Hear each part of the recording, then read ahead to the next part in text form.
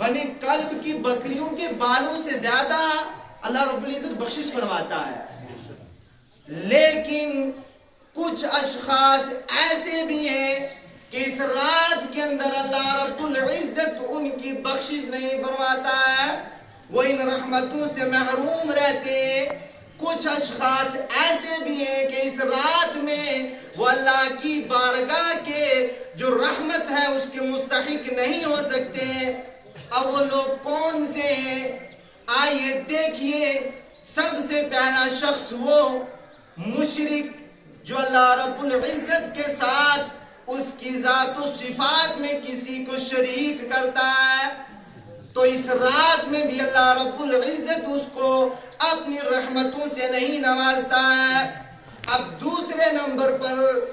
کہ کون بندہ ہے اتنی کثیر تعداد میں رحمت برس رہی ہے لیکن اس کو نہیں مل پا رہی ہے، تو دوسرے نمبر پر روایات کے اندر آتا ہے کہ جو ماں کا نافرمان ہے وہ اس رات میں بھی رحمت سے محروم رہتا ہے۔ اللہ اکبر۔ اور تیسرے نمبر پر آتا ہے کہ جو باپ کی نافرمانی کرتا ہے وہ اس ایک بڑی کثیر تعداد کے اندر بخشش ہونے والی جماعت سے بھی محروم رہتا ہے۔ اور تیسرے نمبر پر وہ کاہن جو اٹکل سے غیب کی باتیں بتاتا ہے، لوگوں کو بے وقوف بنانے کے لیے غیب کی باتیں بتاتا ہے، تو حدیث مبارکہ میں آتا ہے کہ آج کی رات اللہ اس کو اپنی رحمت سے دور کر دیتا ہے۔ اور تیسرے نمبر پر نجومی جو ستاروں کے ذریعے غیب کی خبریں بتاتا ہے اور اس غیب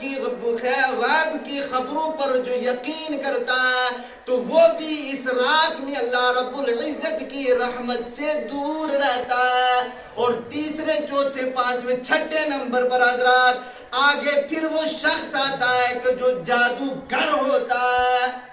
آج دور حاضرہ کا ہمارا المیہ کیا ہے کہ ہم سنتے ہیں کہ فلاں نے ہمارے گھر کو اجاڑ کر رکھ دیا، ہمارے گھر میں تباہی کا باعث فلاں شخص بنا، جادوگر جادو کیا۔ تو حضرات دیکھیے اگر کوئی جادوگر ہے تو آج رات رحمت سے وہ نا امید رہے گا، اللہ رب العزت رحمت اسے نہیں عطا فرمائے گا۔ اور آگے بڑھ کر جس شخص کے لیے وعید بتائی گئی کہ جو قاتل ہے وہ بھی اس رات میں اللہ رب العزت کی رحمت سے دور رہتا ہے۔ پھر آگے چل کر جو زناکاری کا عادی ہوتا ہے، سود خور ہوتا ہے، سود لین دین والا مسئلہ چلاتا ہے، تو آج کی رات میں بھی وہ اللہ کی رحمت سے دور رہے گا، اللہ رب العزت اس کی بخشش نہیں فرمائے گا۔ آگے چل کر جو سود دیتا ہے، جو لیتا ہے، یہ دونوں آج کی رات جو ہے رحمت سے دور رہیں گے۔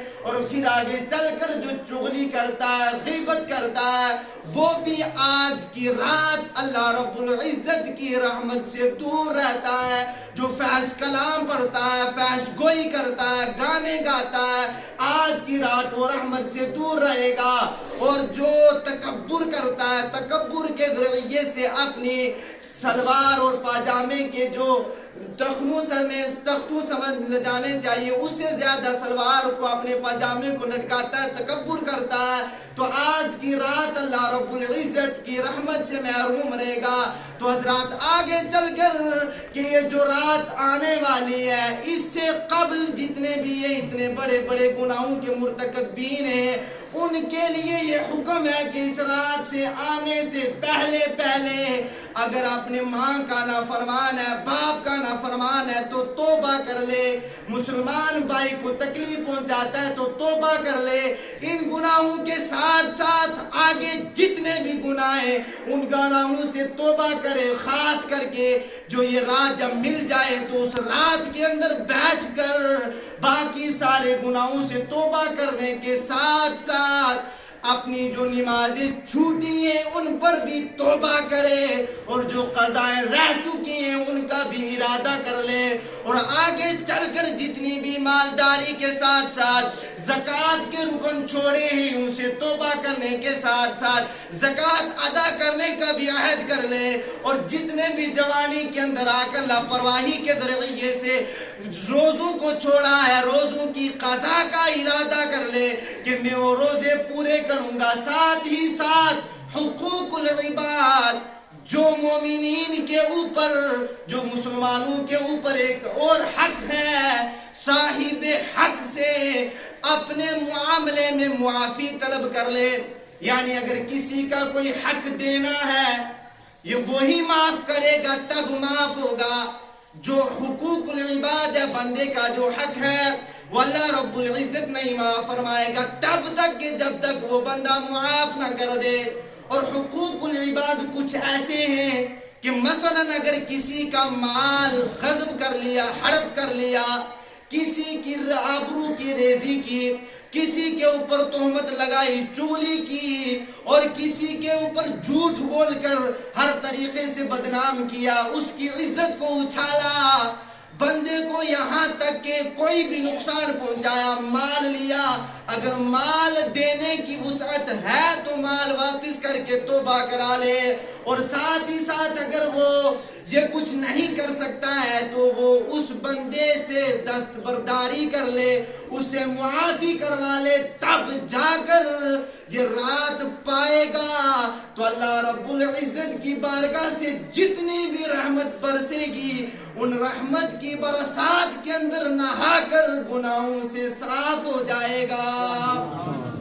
تو حضرات اللہ رب العزت ہم سب کو حق بولنے کی اور حق کے اوپر عمل کرنے کی توفیق عطا فرمائے. تو حضرات یہ جو معاملات ہیں حقوق العباد کے اس کے اوپر زیادہ توجہ کرنی چاہیے کہ اگر